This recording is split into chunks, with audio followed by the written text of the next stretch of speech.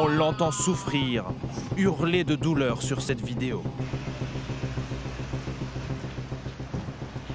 Alexei Navalny, inconscient, sur un brancard, l'un des principaux opposants à Vladimir Poutine, entre la vie et la mort.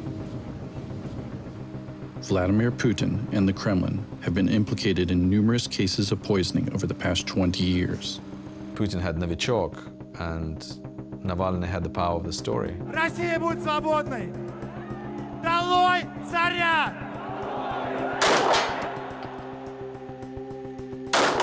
The Russians are masters in the art of handling poison and have turned it into a strategic weapon.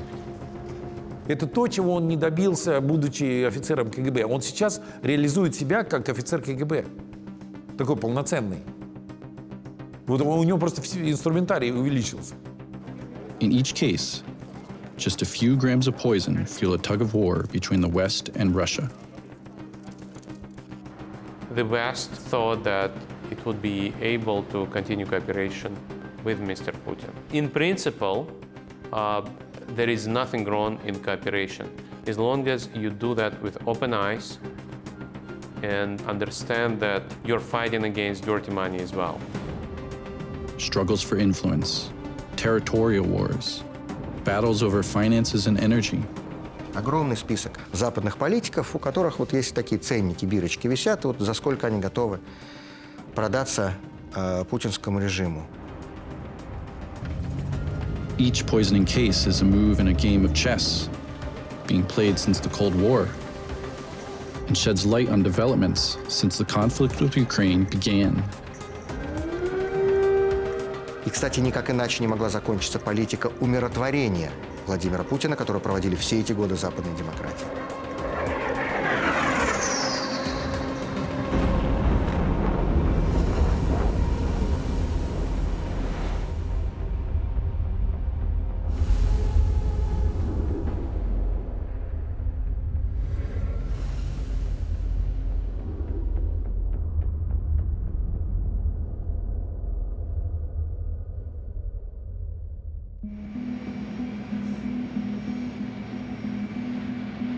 Over the years, the whisper of unpunished crime has risen to a wail. Vladimir Putin has given himself a license to kill wherever he wants, without consequence. Despite the murders, escalating espionage, and the annexation of Crimea, the West still considers the leader of the Kremlin a partner. On the global stage, Vladimir Putin faces only one obstacle: the Magnitsky Law and its architects. Но все это время западные лидеры продолжали пожимать ему руку, продолжали расстилать перед ним красный ковер, продолжали приглашать его на саммиты, смотреть ему в глаза, заглядывать в душу, объявлять перезагрузки и так далее, и так далее. И помимо того, что такая политика с очевидностью являлась аморальной, она еще являлась очень недальновидной, потому что в России внутренние репрессии и внешняя агрессия – это две стороны одной медали. И тот режим, который нарушает права собственных граждан и подавляет собственные законы, обязательно перейдет границы и начнет нарушать права других государств, начнет нарушать нормы международного права. Мы не...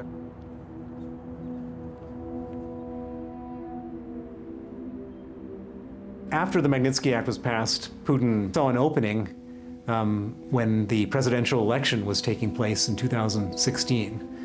Donald Trump was the nominee, the Republican nominee. So he assigned a Russian lawyer to go and meet with Donald Trump Jr., Trump's son, his son-in-law, and his campaign manager at Trump Tower on June 9th, 2016, with a request, which is, if Donald Trump is elected, can you repeal the Magnitsky Act? That was the request. We know that for sure. What we don't know for sure is what they were offering in return. I, Donald John Trump, do solemnly swear that I will faithfully execute that I will faithfully execute the office of President of the United States. The office of President of the United States. So help me God. Congratulations, Mr. President. So after Trump was elected, Putin kept at it, and the first big opportunity they had to get together properly was at the US-Russia summit in Helsinki in July of 2018.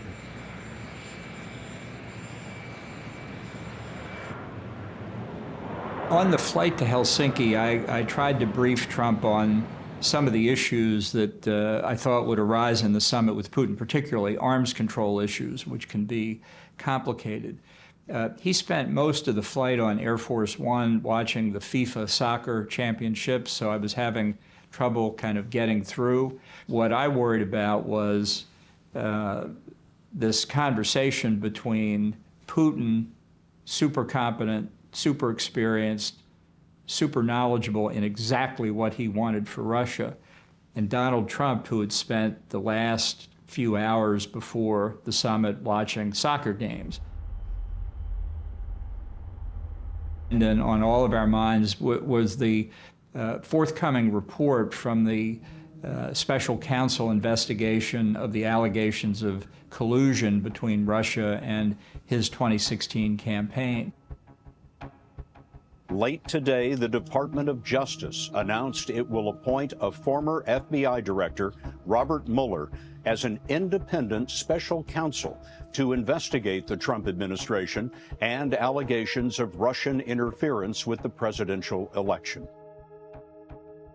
And on the Friday before the summit, Robert Mueller, the special counsel, had indicted 12 military intelligence officers for the hacking the U.S. election.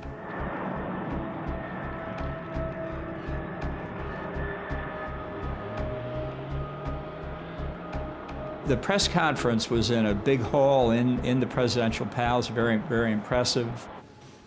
John Kelly, the chief of staff, and I sat together in the front row on the American side and observed that this was a rare occasion where the nuclear codes for missile launching, one for Trump, one for Putin, were both in the same room at the same time. One of the journalists from Reuters stood up, raised his hand, and said, "Why should Americans and why should President Trump believe your statement that Russia did not intervene in the 2016 election, given the evidence that U.S. intelligence agencies have provided? And will you consider extraditing the 12 Russian officials that were indicted last week by a U.S. grand jury?" Но тогда в этом случае мы, безусловно, будем ставить вопрос о том, чтобы эти действия были взаимными. Мы тогда будем ожидать от американской стороны, чтобы они допросили тех официальных лиц, в том числе представителей спецслужб Соединенных Штатов, которых мы подозреваем в совершении противоправных действий на территории Российской Федерации. Что я имею в виду? Ну, известное дело фирмы Hermitage Capital, господина Браудера. По данным нашего следствия, группа лиц, деловые партнеры господина Браудера. I learned about it within minutes because my phone lit up with messages. And I was scared. I was in America at the time, and I'm not a U.S. citizen. I'm a British citizen. And so they could send around the Homeland Security Department and have me arrested and handed over. And so I was really scared for that 4 days. It was a kind of typical Putin ploy to get attention, the kind of curveball that Putin threw and that Trump was not prepared for. The idea was, sure, we'll cooperate mutually, and he didn't think any more of it, but we knew that that was going to be a problem, and he certainly didn't give the Russians cooperation for what they wanted. The United States refuses to hand William Browder over to Russia. He remains free and continues his fight. He hopes to replicate the Magnitsky Law in all Western countries. It was a great success getting the U.S. because the U.S. is the most important country in financial terms in the world. We are so eager to see Norway. However, I also understood that it's pretty easy for a Russian torturer just to avoid going to the U.S. and they can continue to travel to the UK or Europe or wherever. And so for the Magnitsky Act to be effective, we need to have other countries, important countries, have Magnitsky Acts. Today we are returning to a study that... And so I picked as my second country Canada. In the case of Sergei Magnitsky. And in October of 2017, We got the Canadian Parliament unanimously voted for a Canadian Magnitsky Act, not a single vote against it. And then I went to the European Union and I said, you should do a Magnitsky Act. And they say, we can't do it, you have to go to the member states. So I go to the member states and they say, we can't do it, you have to do it at the European Union. And basically nobody wanted to do it.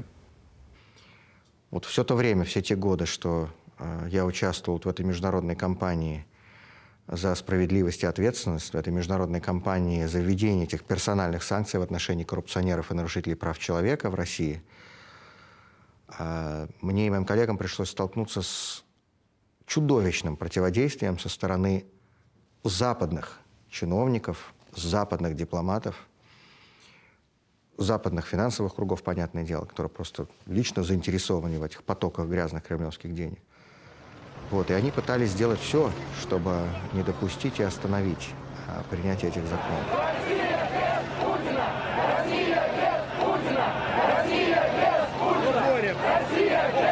In Russia, another dissident is also fighting against the system put in place by Vladimir Putin. Ко мне подошли с бумажкой. Если вы пойдете, то власть увидит, что много людей против коррупции.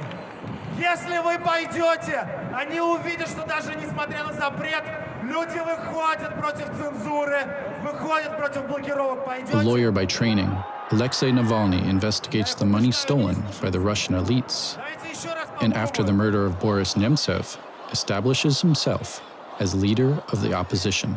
Царь не хочет вас видеть на улице. Пойдете? Пойдете? 5 мая, Тверская, 14 часов. Россия будет свободной. Долой царя!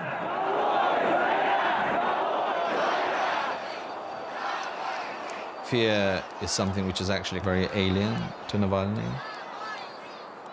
He wanted power, and power in a country of Russia's history and violence means that you risk everything, that you risk your life. If you're not prepared to do it, you don't go into Russian politics if you're serious about it. And Navalny certainly was.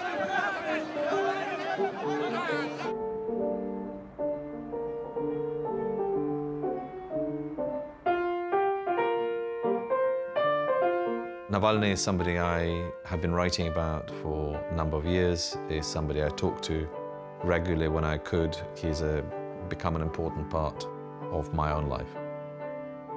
In many ways, what he's done defined the path that Russia has taken so far, will take. Alexei Navalny is #1 enemy for Vladimir Putin. Vladimir Putin, for a long time, cannot say the word Navalny. This is really bizarre, but it's almost like a fantasy book where if you say something, the world will change. Alexei Navalny decided that his political fight should be anti-corruption fight. And for him, it was not just a corporate governance issue, it was a governance issue. It was a fight against Putin's corruption system. Пожалуй, одна из главных черт путинского режима – это чудовищное лицемерие. Потому что эта система построена так, что те люди, которые вот находятся в Кремле и рядом с ним, те люди, которые растоптали, уничтожили все базовые принципы демократического общества в России, сами очень любят пользоваться благами и привилегиями демократического общества на Западе. И это, с одной стороны, чудовищное лицемерие этих людей, а с другой стороны, конечно же, это и потворство этим людям со стороны Запада. Ну, наверное, самый яркий, если так можно сказать, самый позорный пример – это, конечно, Герхард Шрёдер, бывший канцлер Германии, который продолжал работать на Роснефть и получать $500 000 евро в год в качестве зарплаты. Vladimir Putin was always thinking about pipelines, gas, oil, playing a key role in relations with Europe. After Fukushima disaster, Germany decided to exit nuclear power, which has given enormous energy power to Putin. Gerhard Schröder was a very important player helping Putin to build Nord Stream and indeed to open doors in Europe. Inauguration solennelle du gazoduc Nord Stream reliant la Russie à l'Europe, en présence de la chancelière allemande, de son prédécesseur Gerhard Schröder, qui est à la tête du consortium chargé du projet. Wir zeigen mit diesem Projekt auch die Anwesenheit so vieler Vertreter europäischer Länder, dass wir auf eine sichere, auf eine belastbare Partnerschaft mit Russland in der Zukunft setzen. That day, the Europeans failed to mention that they're leaving the Ukrainians out in the cold. Vladimir Putin devised Nord Stream to bypass Ukraine and deprive it of the revenues linked to the transit of gas through its territory. There are lucrative contracts. There is Nord Stream and so on and so forth. In many cases, these instruments are legal. So we don't see, even now, that Gerhard Schröder has violated any laws. He was legally paid by Russian government. That was tolerated by the Western society, which was a big mistake because it gave Vladimir Putin a tool to subvert Western political institutions. И, кстати, то, что Запад на это никак не отреагировал, что Запад не знал, почему Шрёдер вообще там остался в России и за что он деньги получает. То есть он кто? Он кем работал? Дворником? Он же работал не дворником, работал канцлером, он был глава государства. The West has engaged in trade and financial cooperation with Russia because it was convenient, because nobody believed that would be a big war in Europe, even though indeed there was a war in Georgia in 2008, a war in Crimea in 2014. The West thought that it would be able to continue cooperation with Mr. Putin. And in principle, there is nothing wrong in cooperation, as long as you do that with open eyes and understand that you're fighting against dirty money as well. Aucun enjeu essentiel ne peut être traité aujourd'hui sur ces sujets sans dialoguer avec la Russie. Я убежден, что фундаментальные интересы России и Франции гораздо важнее текущей политической конъюнктуры. Лучше всех это понимает французский бизнес, кстати говоря. В прошлом году прямые французские инвестиции в российскую экономику увеличились на $2,5 миллиарда. При этом в двухсторонних... Но на самом деле многие западные политики так или иначе пошли на услужение путинскому режиму в разных там правлениях, советах директоров. Это и Николя Саркози, Франсуа Фийон, бывший премьер-министр Франции, Джордж Осборн, бывший министр финансов Великобритании, Карин Кнайсель, бывший министр иностранных дел Австрии и многие-многие другие. Огромный список западных политиков, у которых вот есть такие ценники, бирочки висят, вот за сколько они готовы продаться путинскому режиму. Вот это поведение западных лидеров, оно тоже укрепляло Путина в этой его религиозной вере. В том, что западная демократия – это очень примитивно.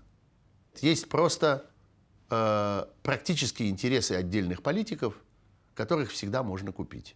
И, например, несколько эпизодов, когда Путин начал поддерживать разного рода экстремистские партии в Европе, партию Марин Ле Пен во Франции, альтернативу для Германии, экстремистские партии в Испании, Голландии, экстремистов в Великобритании, тогда, когда существовал вопрос о Брексите. Все это было частью вот этой его веры, что в сущности можно купить, можно заплатить. It's not like the West officially said we love to be corrupted by Putin. It's just specific individual politicians saw opportunity to fundraise. There was an industry, it still is an industry in places like London, industry of lawyers, investment bankers, PR consultants, real estate consultants who benefit from this money coming in. And these consultants themselves are important donors of political parties. And so politicians say there is nothing illegal, and that's how Putin plays this game. But this game has some staunch spoil sports. Alexei Navalny now is a tried and tested method. He makes evidence of elite corruption accessible to the general public, on video, on the internet. In 2017, the opposition leader decides to strike as close to Vladimir Putin as possible. He targets Dmitry Medvedev, his prime minister. When Navalny made this film about Dmitry Medvedev, he chose absolutely the right target. He couldn't go straight for Putin, not because he feared him, but because Putin was too popular. Дворцы, резиденции, родовые усадьбы, яхты и виноградники в России и за рубежом. Мы покажем вам реальное имущество, принадлежащее Медведеву, и вы убедитесь, что это один из самых богатых людей страны и один из самых коррумпированных чиновников. Доказательств того, что Медведев бывает... In 2017, the video went absolutely viral. This film was watched by 40 million people. These people took to the street. It was one big protest after many years of calm in Russian society. This is exactly what the government was trying to head off when it banned the protest from Moscow's city center. But huge crowds of demonstrators ignored the ban and crashed the country's national holiday celebration, chanting, "Putin is a thief." Dozens were arrested. Thousands stood their ground. Navalny's popularity was growing. His recognition, only perhaps 20% actually liked him, or even less, but his recognition was 80%. Alexei Navalny runs for president. Vladimir Putin isn't willing to take any risks. The Russian Electoral Commission rejects his opponent's candidacy. The authorities accuse him of embezzling anti-corruption funds.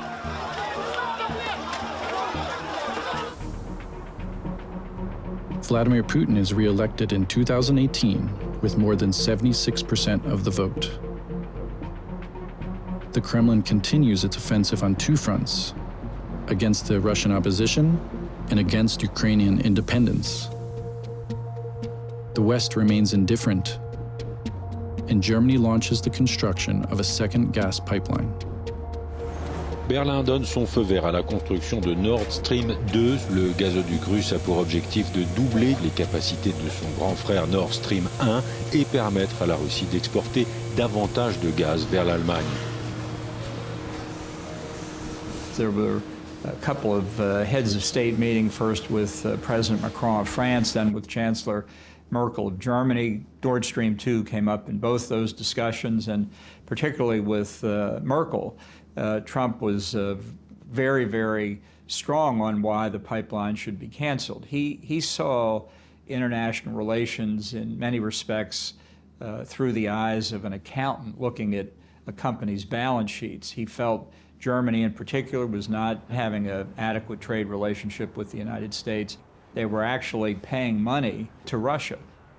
It's very sad when Germany makes a massive oil and gas deal with Russia, where you're supposed to be guarding against Russia, and Germany goes out and pays billions and billions of dollars a year to Russia. And he said at one point to Merkel that Russia controls Germany. She just sat there patiently and listened to him, but it was clear he was not persuading her. The Germans intended during Merkel's entire tenure to proceed with Nord Stream 2, notwithstanding the dependence on Russia.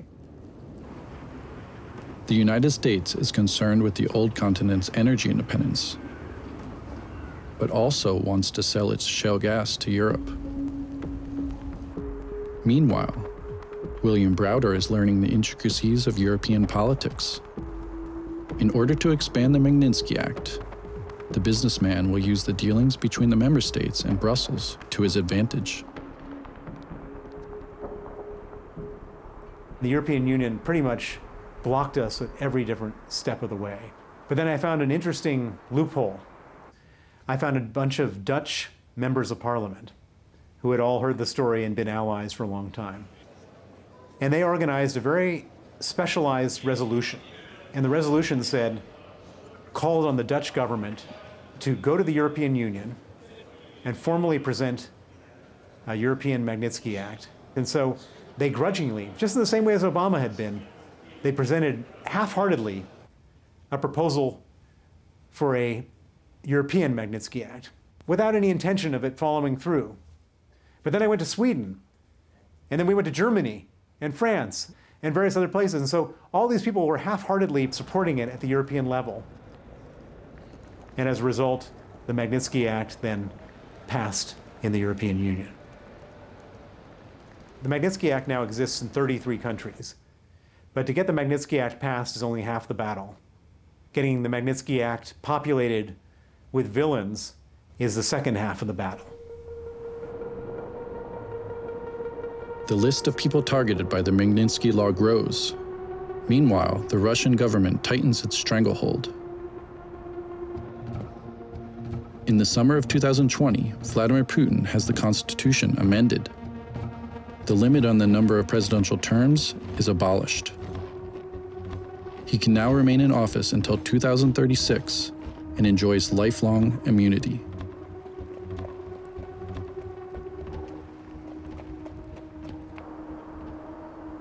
This is 2020. People were angered by the lack of response to COVID. Putin was losing popularity, he was losing his grip. Navalny was campaigning not just in Moscow, but across the country. So he was on the rise. And at the same time, there were massive protests in Belarus.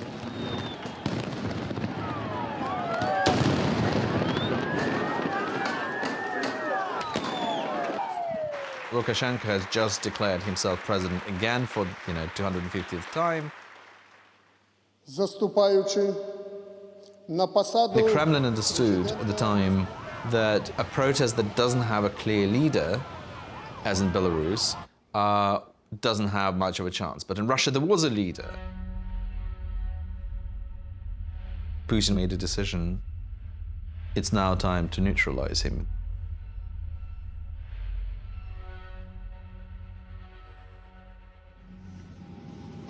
On August 20th, 2020, Alexei Navalny is in Russia. He takes off from Tomsk, Siberia to return to Moscow. During the flight, the opposition leader is seized by terrible pain.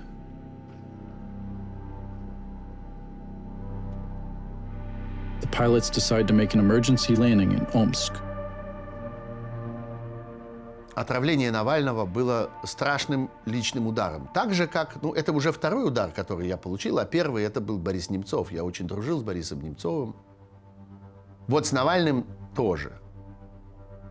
Это было так, как будто это произошло с каким-то членом семьи. Мы следили за Юлей и обсуждали с ней, когда она полетела в Омск для того, чтобы вытаскивать оттуда тело Алексея, непонятно, живого или мертвого на тот момент. Вы жену не пустите? Какому больному? Жену пускайте. Жену пропускайте. This was a big change in Russian politics. We were in a new stage. This was a transformative event. That regime, which was a corrupt authoritarian regime, was becoming a dictatorship. Les nouvelles que nous avons à cette heure sont extrêmement inquiétantes. Nous continuons de suivre de très près la situation. Nous en avons discuté avec Madame la Chancelière. Nous sommes évidemment prêts à apporter toute l'assistance nécessaire à Alexandre Navalny. Et ce qui est important aussi, c'est que l'on arrive à savoir exactement comment on a pu en arriver là. Macron and Merkel and all the foreign leaders in the democratic world understood that this was not just a violation of human rights. It was not just a terrible attack on liberty and the freedom of speech or whatever. It was actually a political act which changes, as I said, your calculation of what the person sitting in the Kremlin, your counterpart, the president of the largest nuclear power, is capable of, because then that leads you to think about the security of your own people and the security of your country, because it changes the risk profile. Эта ситуация возмутительная. Алексея не дают нам выдать. Мы считаем, что очевидно, что что-то скрывают от нас. Мы требуем, чтобы немедленно Алексея отдали из этой больницы, и мы увезли его к врачам, которым мы доверяем. Спасибо. Абсолютно было всем очевидно, что его держат в этой омской больнице в ожидании, пока следы яда выветрятся из его организма. Then next day, Macron, Merkel, and Finnish President Niinistö called Putin. They all required to let Navalny go. And of course, not letting Navalny go was equivalent to a confession that, yes, I poisoned him, I want him to die. And so Putin was told by his own advisors that there is no trace of poison, so there is nothing to lose. And then they let him go. Putin made a mistake.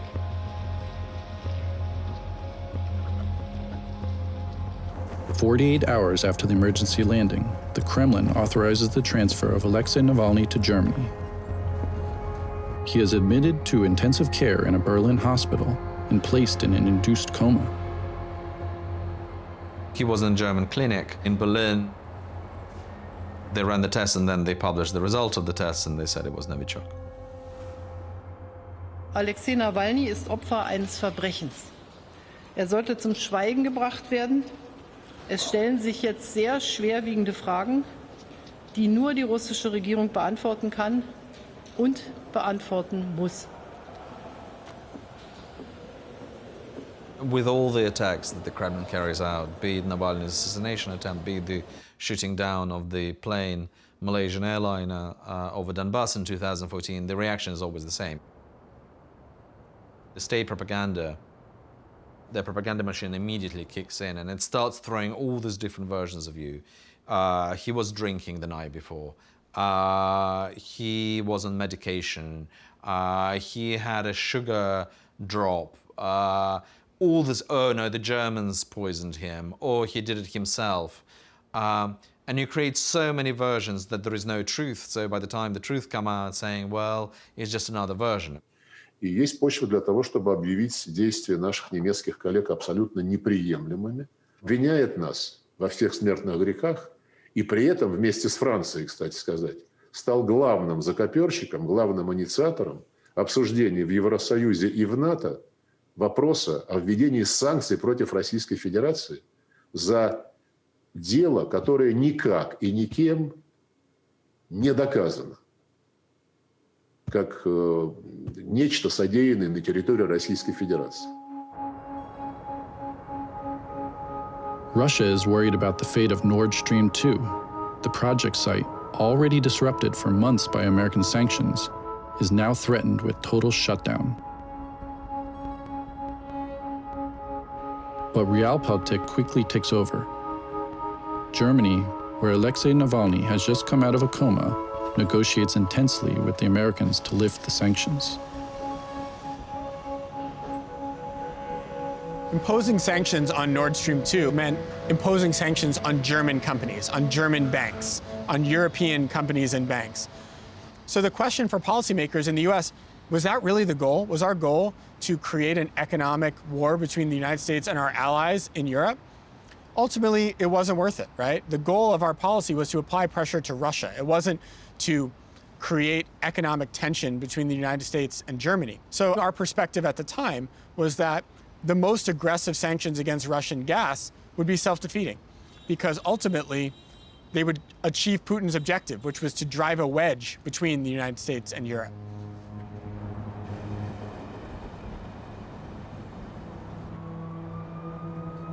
Alexei Navalny recovered.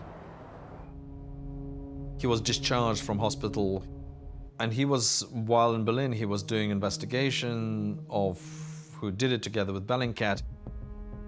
They just bought data in Russian, whatever it's called, the dark net. They actually could follow who bought tickets. They identified their names. They saw who and where they were flying. And they identified that he was followed by the FSB officers. They identified who they were, where they worked. They could identify them as FSB hit squad. And then they called them one by one. Most of them, I think, hung up, but there was one guy who decided to pick up the phone and speak.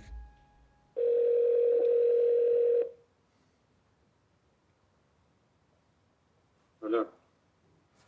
Константин, здрасте. Меня зовут Устинов Максим Сергеевич. Я помощник Николая Платоновича Патрушева. Мне ваш телефон дал Владимир Михайлович Богданов. Извините за ранний звонок, мне нужно 10 минут вашего времени, очень сильно нужно. Да, слушаю. Мне нужно один абзац. Просто краткое понимание от членов команды. Что у нас пошло не так? Почему в Томске был с Навальным полный провал? Ну, это вот я вопрос себе задавал уже не один раз, кстати. Ну, я оцениваю работу хорошую, по крайней мере. Ну, работа сделана как бы, ну, как вот делали, как бы это все прорабатывалось вопрос. И не один раз. Ну, в нашей работе, сами понимаете, вопросов и нюансов всегда очень много. И все учитывать, как бы, ну, стараемся всегда по максимальному. Посадили там это, сами понимаете, да, он полетел, посадили, все, как сказать. Ситуация сложилась так, что не в нашу пользу, я так считаю. Если бы чуть дольше, то, соответственно, чуть могло бы все пойти по-другому. Если бы чуть дольше летел? Действовали непосредственно по инструкции медиков. Вот, они ему там закололи антибиотик какой-то, предположительно. Если бы там чуть-чуть дольше, то, возможно, и все как бы закончилось по-другому. Путин застрелил Немцова, послав убийцу. Путин отравил Навального. Путин отравил Скрипаля. Путин отравил Литвиненко. Путин пытался отравить Кара-Мурзу. Люди не хотят в это верить. Это объясняет очень многое. Это все воплощается в действиях конкретных политиков, конкретных президентов, канцлеров, премьер-министров, депутатов, конкретных журналистов. Они очень рады возможности сказать, все не так очевидно. Наверное, есть какие-то вещи, которые мы еще не понимаем. Наверное, есть другие объяснения. Есть альтернативные факты, которые позволяют нам считать, что все не так ужасно. И в конечном итоге не нести ответственность за то, что мы по существу поддерживаем этот страшный режим. There was no question in Navalny's mind that he was going back. Zero. I don't think it was a decision he had to make. Я не пытался отговорить его от возвращения в Россию. Я прекрасно понимаю, что если бы он остался в Германии, он этим признал бы самому себе, что все, что он сделал до сих пор, все, что он пережил, включая самое страшное, включая смерть, он умер один раз, а потом вернулся. Вот это все никому не нужно. Он это выбрасывает, забывает, он раскаивается в этом, он отказывается от этого, и он признает свое поражение. He knew it was a media event. That's what he wanted it to be. He wanted the cameras to be there. He completely controlled the narrative. I mean, Putin had Novichok, and Navalny had the power of the story. It was a Russian low-coster called Победа, which means victory. He was the last one to board. Everybody was already on the plane. Half of the plane was probably journalists. Everybody got jumped up taking photographs.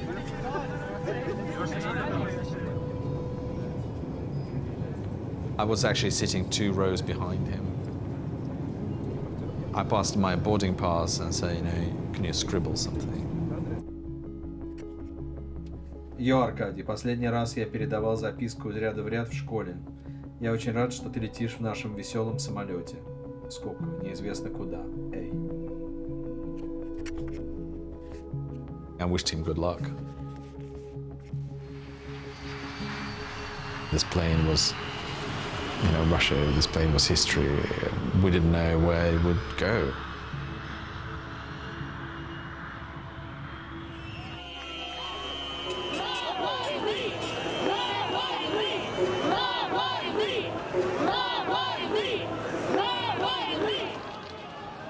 So we landed, he walked off the plane. A sort of big photograph of the Kremlin. Clear image of this is where he wanted to be. Я не боюсь. Я абсолютно с нормальным чувством иду на подгранконтроль, выйду и поеду домой, потому что я знаю, что я прав. Then he walked to the passport control. Вы прошли пограничный контроль. He hugged Yulia, and then they were going to take Navalny away. В каком статусе, Алексей? В каком статусе? Держись! Удачи, Алексей! Мы с вами!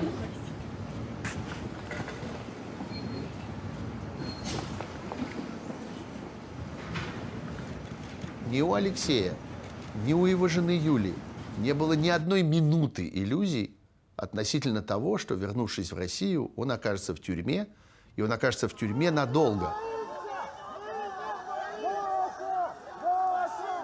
И цифра 10 лет звучала в их словах. Я это слышал своими ушами. Они говорили, 10 лет. Такую ставку надо ставить. А иначе зачем он сел за этот стол? Он же сражается не за то, чтобы быть успешным блогером, не за то, чтобы однажды написать твит, на который будет 1 миллион ретвитов. Не это задача его работы. И Путин лично выбирал меру пресечения. Путин говорил, сколько ему надо дать лет тюрьмы. Лично сам говорил. То есть не то, что это вот как бы он был в курсе. Он сказал, накажите там его. Нет. Он просто торговался. Вот дать ли ему там 8 или 10,5, или вот там сколько. То он настолько вот вовлечен в это. Это то, чего он не добился, будучи офицером КГБ. Он сейчас реализует себя как офицер КГБ. Такой полноценный. Вот у него просто инструментарий увеличился. Alexei Navalny refuses to keep quiet. Before his return, he carefully readies his ammunition. Immediately upon his arrest, those close to him publish an investigation into Vladimir Putin's hidden personal fortune on the internet. Узнаем, чьими деньгами и как финансируется эта роскошь, и как в течение последних 15 лет дается самая большая взятка в истории и строится самый дорогой в мире дворян. A palace on the Black Sea. Это новый Версаль или новый Зимний дворец, по-настоящему царское место. Любуемся на него снаружи, пока только снаружи. Давайте подлетим достаточно близко, чтобы увидеть все в деталях. Alexei Navalny is able to prove that the building was financed with funds diverted from the Russian budget. The investigation is so damning that the authorities react. One of the oligarchs closest to the president hastily claims ownership of the building. The denial fools no one. This is like a bomb landed. There was a man behind bars and he just lobbed this missile from behind bars. Greetings to Putin. Понятно, что он будет сидеть столько, сколько существует режим Путина. Столько, сколько Путин будет оставаться у власти. Ситуация вокруг меня становилась все более и более сложной, мрачной и опасной. Все это приближалось ко мне все ближе. Все это кончилось тем, что я вынужден был уехать из России. Весной 2001 года я поехал в Грецию на 2 недели и уже не вернулся в Россию. But then things developed very, very quickly. And then by March, we have a build-up of Russian troops on the Ukrainian border. And the two stories, the story of Navalny's assassination attempt and the story of the build-up of troops leading to the war, are part of the same story. For months, Russia masses 100,000 troops on the Ukrainian border. American intelligence announces an invasion. An exercise, the Kremlin replies. Russia is lying, and the West, especially the Europeans, tolerate it. They deny the imminence of war, preferring to believe it's impossible.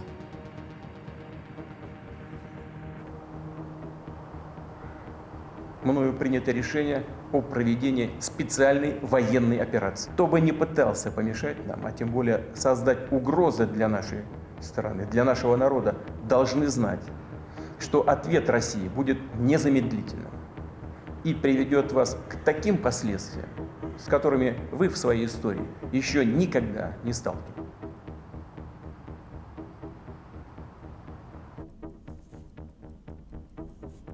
— 24 февраля 22 года я проснулся у себя дома в Москве, в своей квартире. Около 8 утра, наверное. Ну и, как я обычно всегда с утра делаю, включил телефон, чтобы почитать новости. И увидел, что Путин напал на Украину, что началось вторжение, что идут бомбардировки.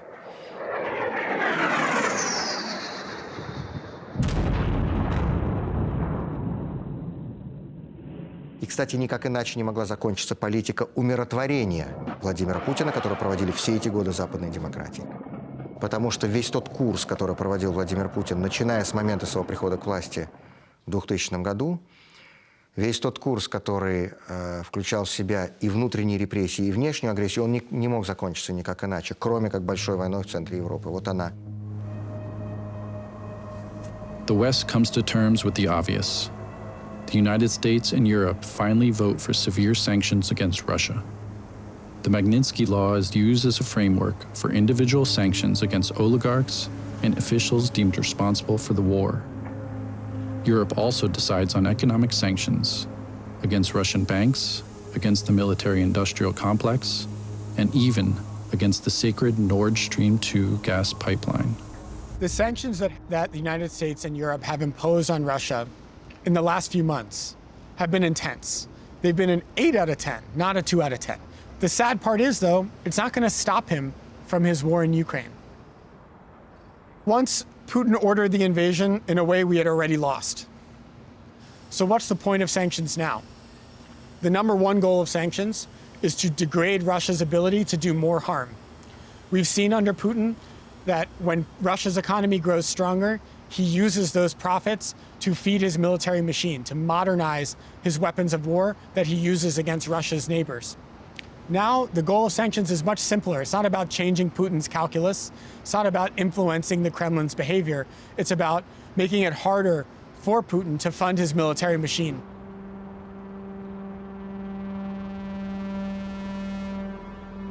Vladimir Putin forbids Russians to speak this war's name. 2 weeks after the beginning of the invasion, a law is passed banning the dissemination of false information about the special operation. The Iron Curtain, which had begun to lift in 1985 with Gorbachev, abruptly falls again.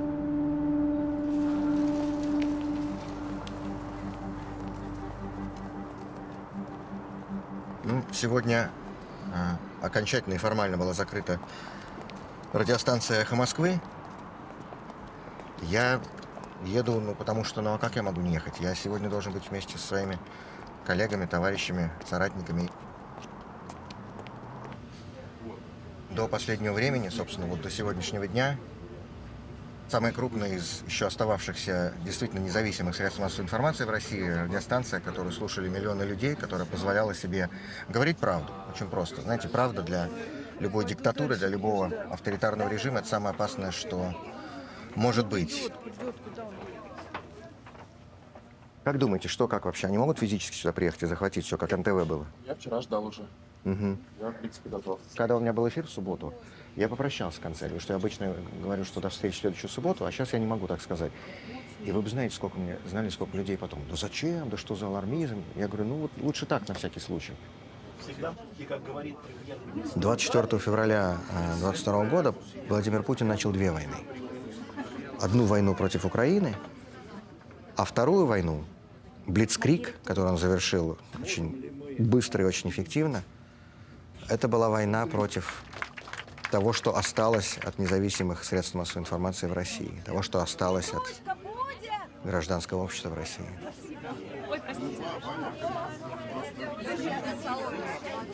Вот у нас сегодня в России около 500 политических заключенных. Я думаю, что в ближайшие недели и месяцы их будут тысячи.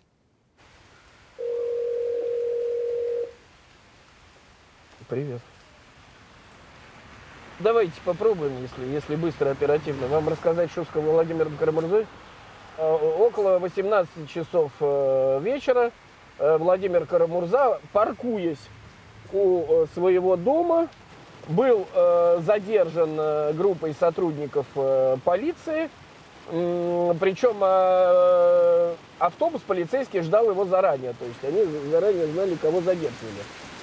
Совершенно очевидно, что путинским властям сейчас нужно просто избавиться от Владимира Кара-Мурзы по каким-то причинам.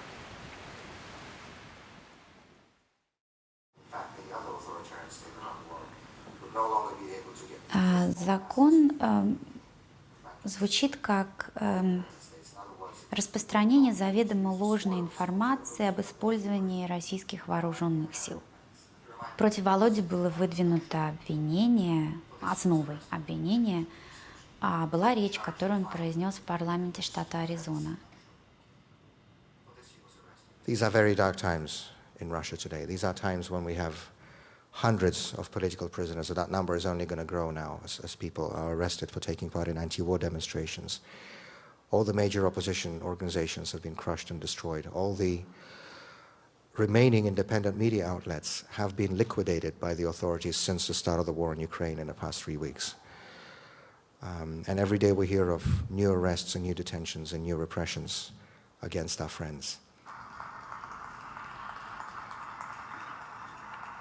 По этой статье человеку может грозить до 15 лет тюремного заключения. То есть 15 лет тюремного заключения за то, что человек выходит на улицу и говорит: я русский, и я против этой кровавой войны в Украине. 15 лет. Но такая страшная реальность сегодняшней жизни в России.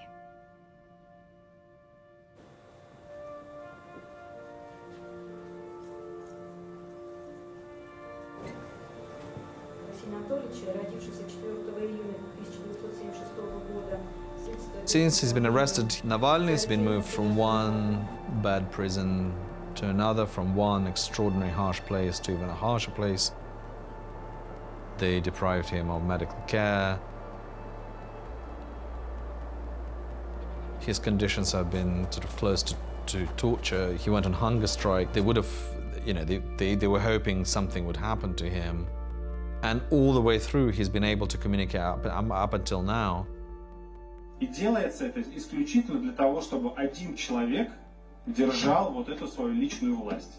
Для того, чтобы продлить свою личную власть, Путин терзает соседнюю страну, убивает людей там и сейчас бросает в эту мясорубку войны еще огромное количество российских граждан, которые, в общем-то, должны просто нормально жить, заниматься своими семьями. Поэтому, конечно, это было преступление, сейчас стало преступлением гораздо большего масштаба. The conflict stalls. Only courage persists. Arkady Ostrovsky's grandfather composed this song in 1962, a peace anthem whose hero is a little boy.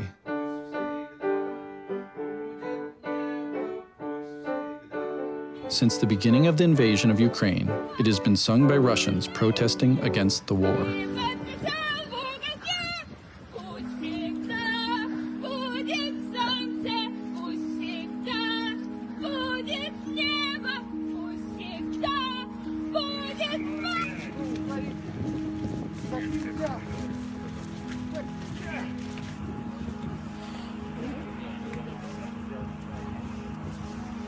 Друзья, всем привет из московского СИЗО номер 7. Чего только не повидал за этот месяц. И УВД, и ИВС, и спецприемник, и карцеры, общие камеры, автозаки, стаканы, прогулочные дворики. Один такой зэк, пока стояли рядом лицом к стене, тихо сказал с вопросительной интонацией в конце: «Наверное, лучше бы промолчал?» «Нет», — ответил ему, не задумываясь, — «нельзя молчать. Все зло в мире делается с согласия молчащих. Не все в России молчат. Все будет хорошо. Ночь темнее всего перед рассветом». Владимир Кара-Мурза.